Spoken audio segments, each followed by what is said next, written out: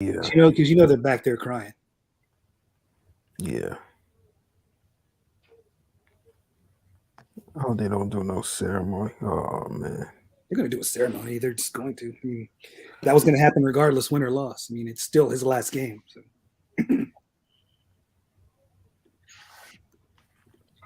I think people just attach way too much emotion to this game, and I think that's the problem. Like I never,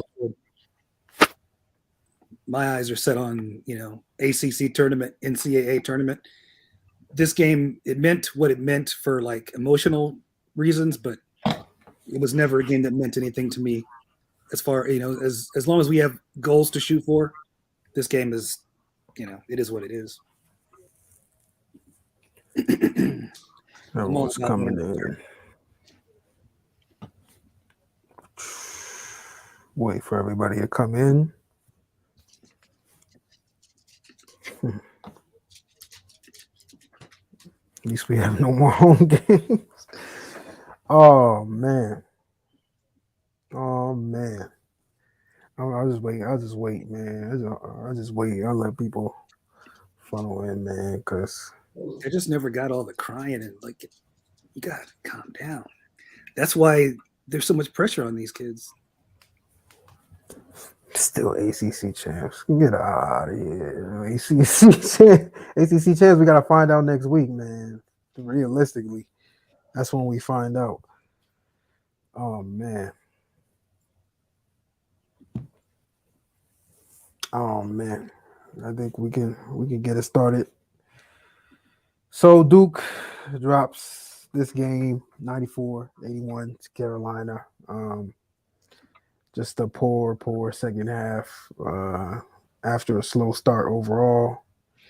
On an emotional night, I mean, I think I can say for all of us, I think we expected a slow start, but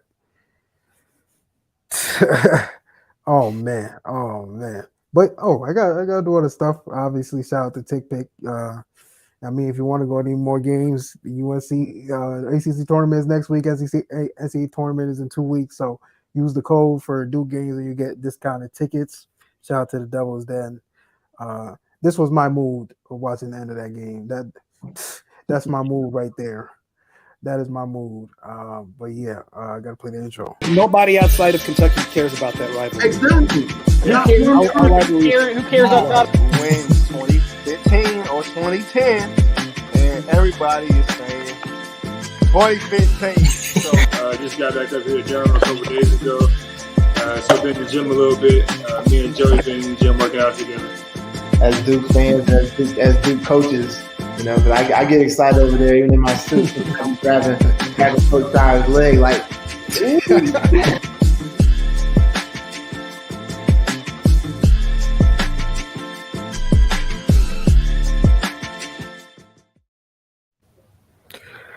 Oh man, I guess we already did the somewhat of an intro to everything, but yeah, man, start us off, Ryan. We got Ryan and my guy Brian here. Ryan, start us off, man.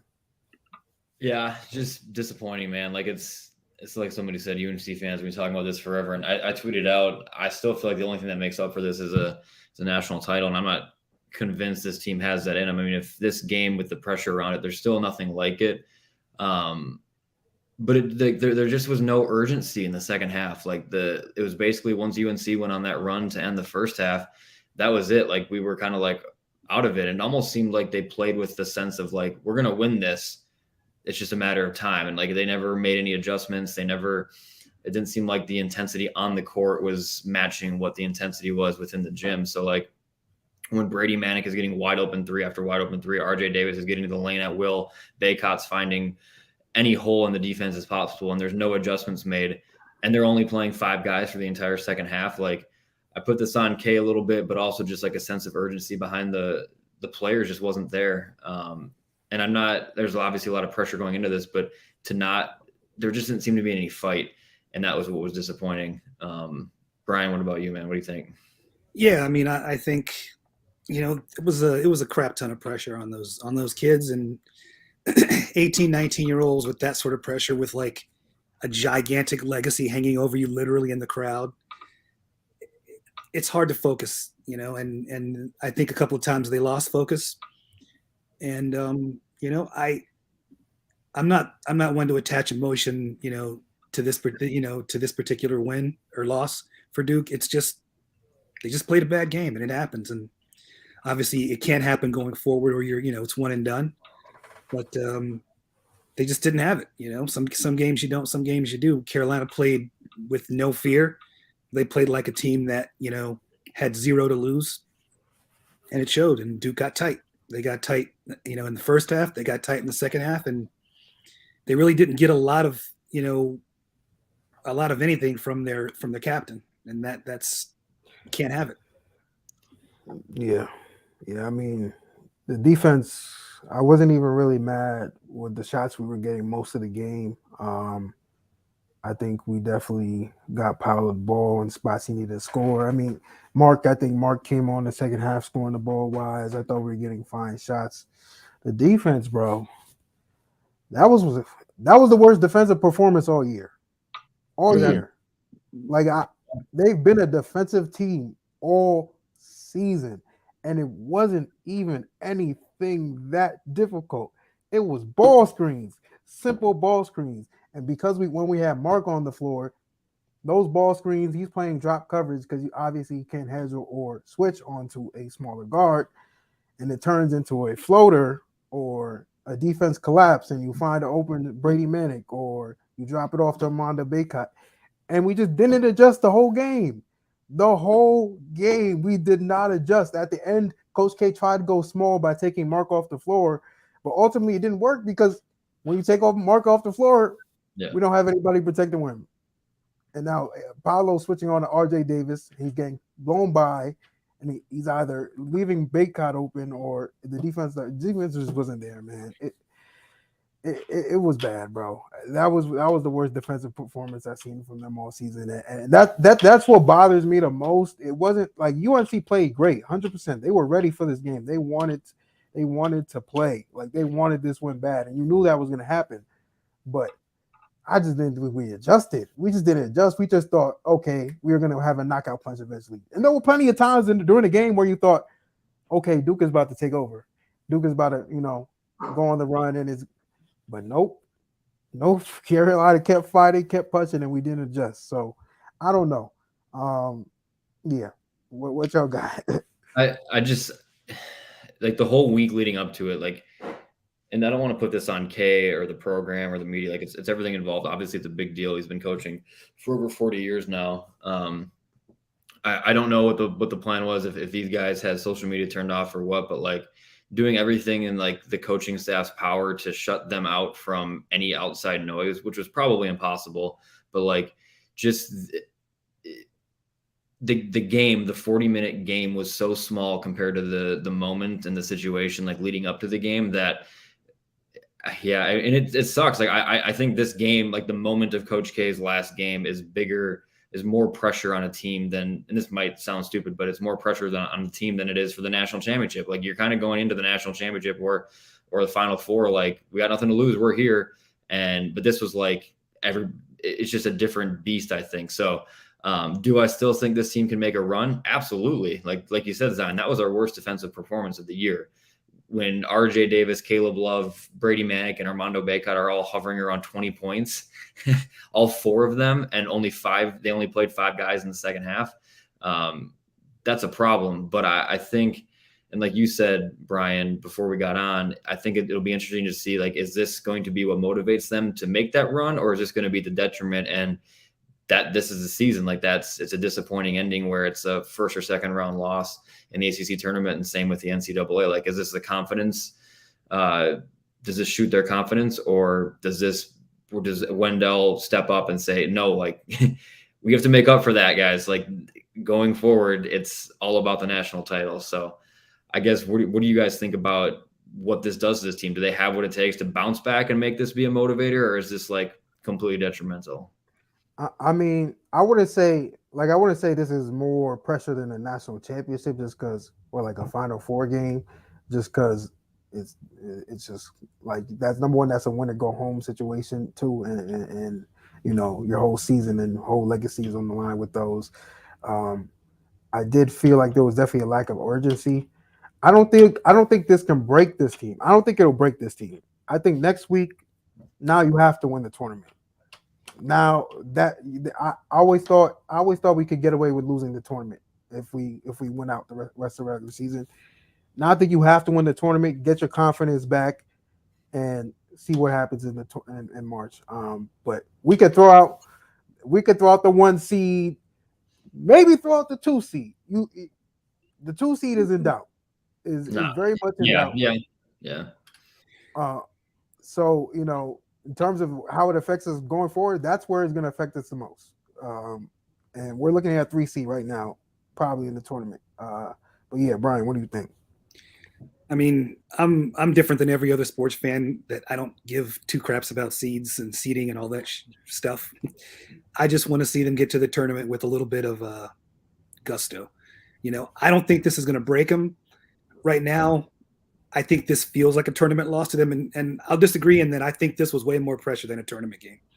I think this was way more pressure than a Final Four game. Yeah. Imagine a game where everyone that came before you, your entire history of the team is there, literally on top of you, hovering over you, judging you.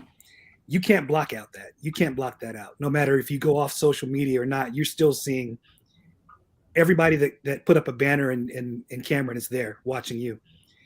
This is it for K. There's no other pressure like that. There just isn't. And it's not an excuse. It's just a fact, and then they, and Carolina played well. They just played better. And like I said, I don't think it's going to break them. I think if anything, this is going to make them a more determined team. I think they know what they got to do, and I think they're going to do it. I think they're going to go through and run that ACC tournament and that to get K another banner. Yeah, I mean they have to. They have to. I mean, okay. Coach K. I didn't really want to watch the post game for Coach K, but apparently he just apologized to Crazies. It was an unacceptable performance, obviously, on his part too.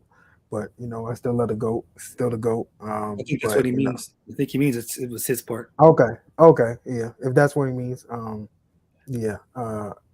mean, there's nothing we can do now. It's done with. I didn't expect a loss today. Brian, you said that you expected a loss, but I didn't expect a loss. I expected a very close game up until the end where Duke pulls away, and there were signs that during the game that was going to happen, but UNC kept fighting, and a part of me, I hate to say it, but it's true. A part of me is glad that this happened to an extent because what it will do to the team in reshaping their mindset. Because obviously we were running through the ACC of late. I'm not glad it happened until they prove that that's what it becomes. Like I believe in this team. Like I think they still can do it, but like I won't say that this was a good loss until we can look back and no. I'm not saying it's a good loss. Trust me, I'm as angry as everybody else in the comments. That's not a I don't know what a consolation prize. I'm not taking a consolation prize, but I'll say it is something to give them a late season slap in the face that you play like this in the NCAA tournament, your season is over. And I think next week is will tell us if they learn from this game. But obviously the tournament, if we were on what is this going to be, a 10, 11 game winning streak if we won up into the tournament? Yes. I was telling you, I'm not too confident on a team that just hasn't experienced adversity in a recent manner, but I don't know. Maybe it's me just rambling, but that's how I see it. But I do, and it's so weird to say, and I'd love to get like an analytical take or somebody who's been at Cameron for all their games this year. They lost 3 times at Cameron Indoor Stadium this year for K's farewell tour. Right, 3: Miami, Virginia, and now UNC. Like neutral court games has been there. I don't think they lost in a neutral court this year. They lost at Ohio State, then it was conference play. So like they didn't lose in a neutral court, right? That's accurate. Accurate. So like, and that's another thing that gives me a little bit of confidence with this team that they show up until tonight. They've shown up in big games and big moments against good teams. But I'm hoping, and I really hope we're right in the fact that we can look back on this and say this was an anomaly, because I can't think of any other sporting event like this, like where it was everybody knew it was like Dean Smith didn't have a farewell tour. No, they didn't have to play it in front of in the Dean Dome one last time. Roy didn't do it. I don't know if John Wooden didn't. I don't know when all the greats have done it. And so like this just felt so different. It felt so weird. And like I said, I just hope they respond. But just leading into the game, it was just like, this is so strange. And now the fact that afterwards, like there's still a ceremony and everything. And I get it. You're going to do it regardless. You have to. It's his last game. Like you said, Brian, they're going to do it. But it's just like, all right, finally we can move on. The build up from it, it felt like this week took forever as well. Like it just was such a slow crawling week. Everybody had their articles come out about Kay. Everybody was telling their stories. And like, that's why I hope part of it going into this game that they got off social media for the week, because it was just like overbearing content all over the place.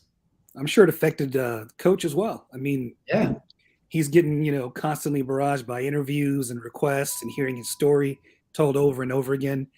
There's no way he could have been in his perfect mind coaching that game. It's just impossible. So I guess I'm just different than most of the people on here. I'm not attaching that much emotion to this loss. I don't know. I think it's kind of foolhardy too. I hope the players aren't. Yeah. I mean, I feel like it'd be tough for this young team to just move on so swiftly, but I mean, they have to. They don't have a choice. Like you playing Thursday at noon. Like that's what you just gotta think about now. Regular season is over, and you just got to move on. You just got to put this behind you and focus on what the bigger goal is. But it stings, bro. It stings, bro. Just because it eliminates what happened the first game, it just completely eliminates. But go ahead, Ryan. Did Baycott wrap up ACC Player of the Year tonight? What did even Baycott do? He had 20, he had over 20. He had double-double. I think it was like he had 21 and 12 at one point. Alondis Williams is still. I think Alondis too. Yeah, but RJ Davis tonight I thought was the real. I think Baycott did his thing, but I think RJ Davis really changed the game. And what's weird is like I feel like Roach had a quiet, nice game as well. Like it was Roach, it was Williams, and it was Banchero. We couldn't get anything from Keels. AJ, I think, played one of his worst games. Like just that jumps out right away. He turned the ball over a couple times, made a couple of shots that I would disagree with the shot selection, especially in the time he tried to hit that step back three. I don't think he played horrible.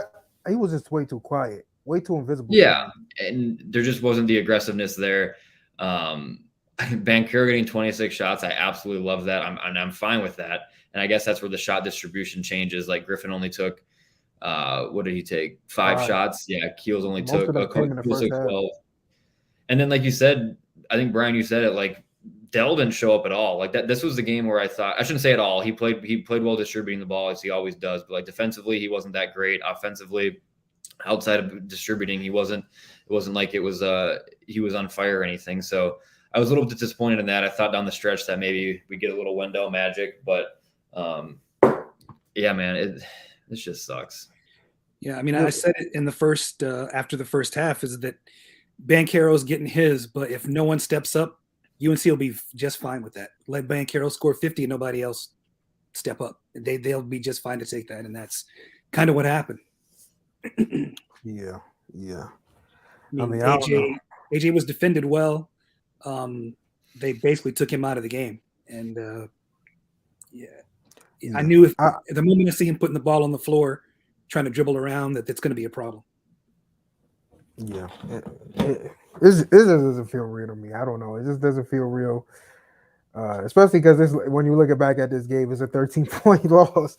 Like that looks crazy, but obviously it was much closer than the score was. But oh man, it stings. Theo John only getting 9 minutes is it actually interesting to me. I thought he gave us pretty good minutes when he played. A little bit out of control.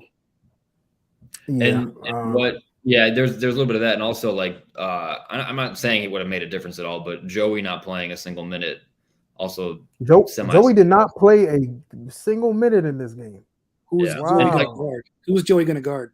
Yeah, I mean, like I said, Joey doesn't make a difference at all in this game. It was just interesting that we literally played 7 guys, and more so interesting because it sounds like it might not be his last game. Wouldn't have been his last game in Cameron, but like for the fact that he was, it is, yeah, they didn't do anything to honor Joey regardless. So I'm assuming he'll be back or transferring, one of the two.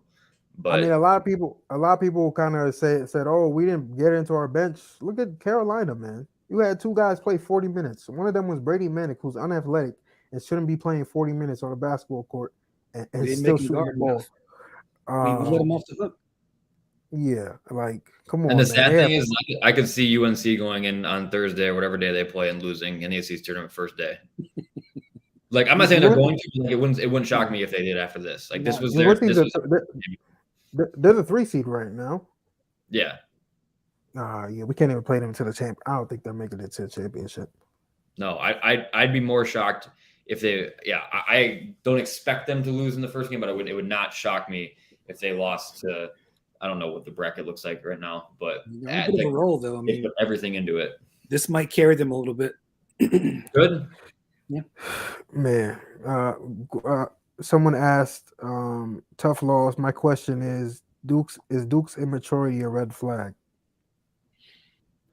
Yeah, I said it last time I was on. We had Andre Dawkins on, and he went through like when he was a freshman when they won the national championship. Like he was in the game for 2 minutes, and he was like, "I was not fit to play in that game." He's like, "I was a good player, but like that stage was way too big for him." And I think we have freshmen that are better than Andre was his first year, obviously. But just like hearing that from a former player and being like, "I was rattled out of my mind to where Coach K took me out right away and never put me back in." Like so, and not maybe it shouldn't stick with me as much as it does. But like the fact that he said that, I'm like, we have what 2, 3, like 3 or 4 guys who it'll be everybody's first tournament. Wendell hasn't played in one. Theo's played a couple minutes in one. Like there's not a lot of experience out there in the tournament, even with the veteran guys we brought in. Bates has played a couple minutes in one game when he was at Davidson. So like it does, like it's got to be scary, right? Like if no one has any experience and you're walking, he said it's just different.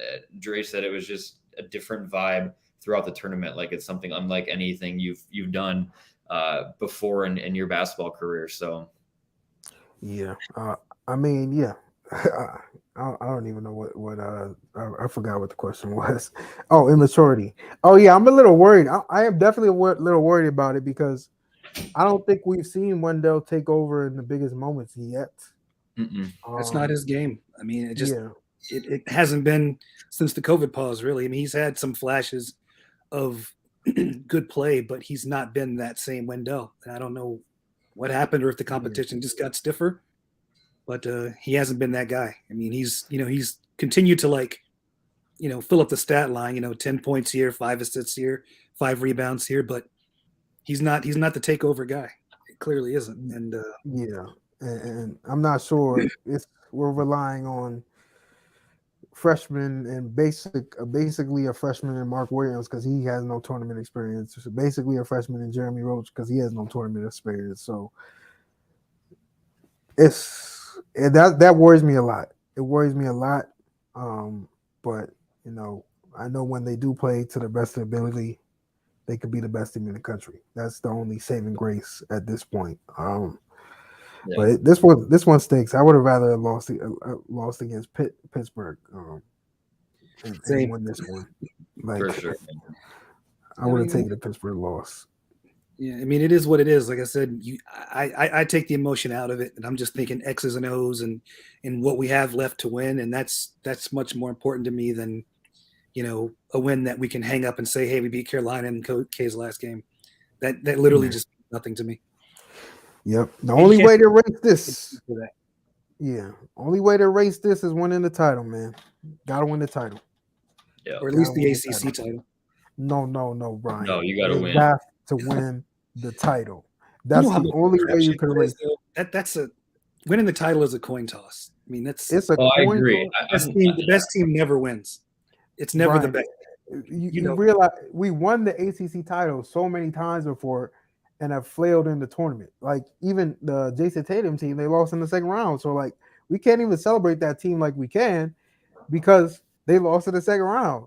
So ultimately, I'll take losing on Thursday if we win the national title. Like just bring home the national title. Title makes up And for everything, man. It does, that but can erase still, all that's this. that's still a hefty package to put on a team's head because Final, that's okay, Final Four. we all know it's a Final crap. Four. Final Four. Get to the Final Four, and that can erase this. I Because agree. UNC's not getting to the Final Four. They won't be in the Final They're not getting to a final 32, but Yeah. It's just I think the part that sucks the most about this, like in the scheme of the season, in the context of that, like that sucks. But the fact that for the rest of our lives we have to like hear about this, and man. like as long as you're a Duke fan forever, like anybody can bring up the fact that they ran the floor with us in the second, or wiped the floor with us in the second half. Like that's what I'm not looking forward to the most, man. It's just like even on Twitter or just out about and people, they have that. They have K's final game. They have a W on Coach K court on Coach K's last game in Cameron. In front of JJ Redick, Grayson Allen, and Christian Leitner. Yeah. And we have Roy quit. Yeah, Roy that's quit on it. his team. He quit on his team. That don't hit the same, Brian. It hits the same to me.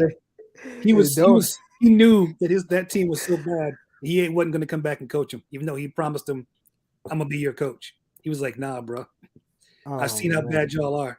I'm not coming back for this shit." And that same team that he said that would just beat Coach K on Coach K court on Coach K's day. Give Hubert his flowers. He did something with this team that Roy couldn't do. Oh man. I mean, Hubert Davis, I think he wasn't getting fired by any means, but like Hubert Davis, like restored a little bit of faith in UNC tonight because they've been dogging him all year, and now this gives him so much time. Like he will go down in UNC history as being able to do this. So like, can't hate him that much if you're a Tar Heel fan going forward. Oh, now people want to. Oh man, my phone is blowing up now. I guess Tar Heel fans have found my account. I don't see how you guys. I don't talk to any Tar Heel. I don't know any Tar Heel fans. Like I don't allow that negativity into my life.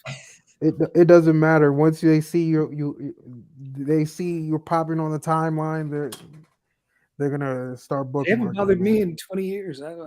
They don't mess with me. I don't know why. They just don't want it with me. I guess I don't lose a debate. Man. I used to get from Kentucky fans once in a while, but never from UNC fans. They know better.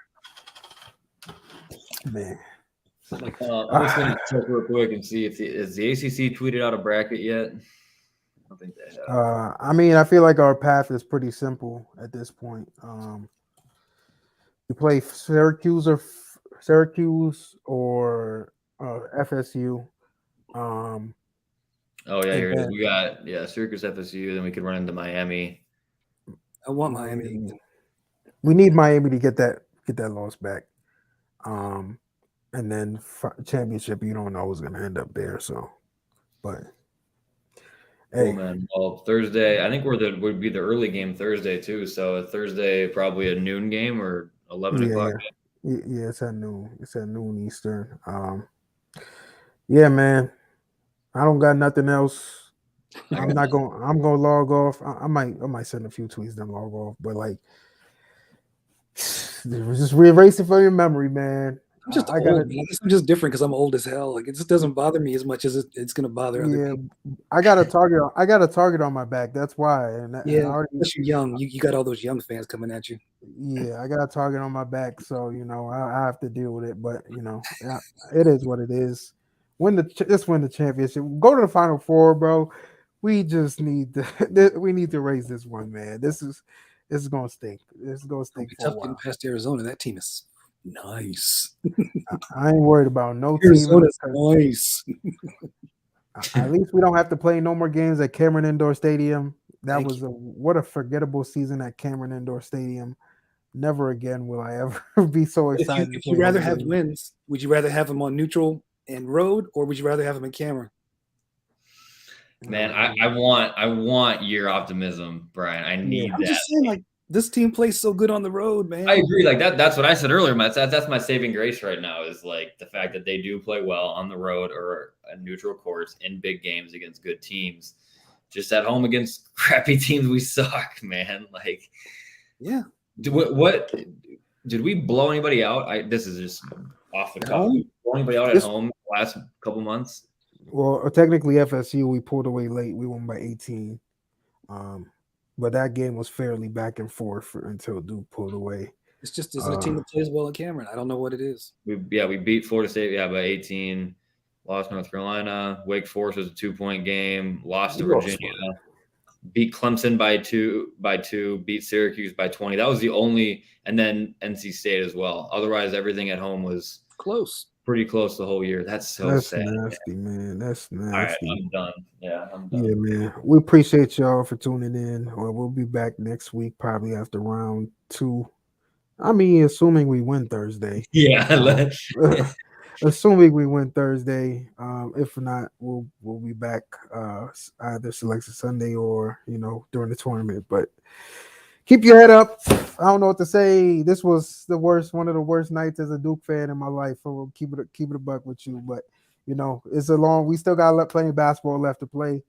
So we'll keep our head up. Appreciate y'all.